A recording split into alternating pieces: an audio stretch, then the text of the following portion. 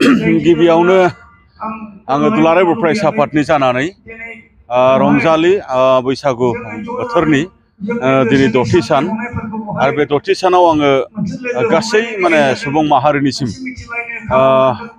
गाहाम हामलायनाय आङो जासिहरदों लोगोसे देरसिनफोरनिसिम खुलुमनाय आरो सिबिनाय आरो दुइसिनफोरनिसिम अननाय आरो मोजां मोननायखौ आङो माने जासिहरग्रोदों।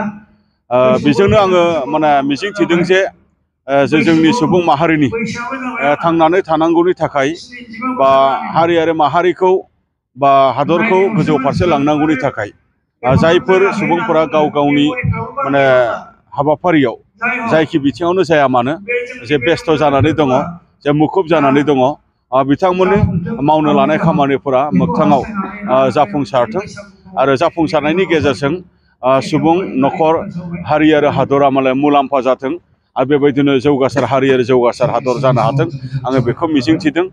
बेजोंनो लोगोसेयै आङो फोरमायनो लुबैदों जे गुबुन गुबुन हारिफोरा गाव हारि हिसाबै मुलुगाव थांनानै थानाय बायदि जों बर' हारियाबो गाव हारि हिसाबै मुलुगाव जोङो थांनानै थानो लुबैयो।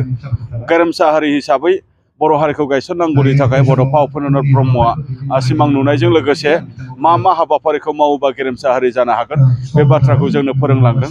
बेखौनो साफ्रोमबो बर' फिसाफोरा दिनै मावबाय थादों।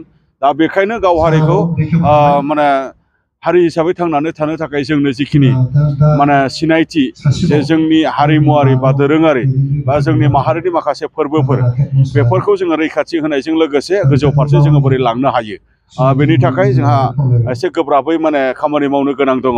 मानो होनबा दिनैनि बे ग्लबेलाइजेसननि जिखिनि एडभान्टेज बा जिखिनि बोर बेखौनो लानानै जोङो गोजौ फारसे जोङो थांनांगोन आरो बे बेलायाव जोंहा बहुद जोंनि लाइमोनफोरा लेखा गोरों सुबुंफोरा बा जोंनि सुबुंफोरा माने बर' हारिनि सुबुंफोरा जोबोद माने खामानि मावनो गोनां दङ। आङो बेखिनि बाथ्राखौनो दिनै बे चिरां जिल्ला दुलाराय बर' फरायसा आफादा जे माने जिखिनि रंजाथाइ फोरबो फालिथायाव बाहागो लानायनि गेजेरजों बेखिनि मेसेजखौ आङो रायजो राजाफोरनिसिम हरो। गोजोन्थों।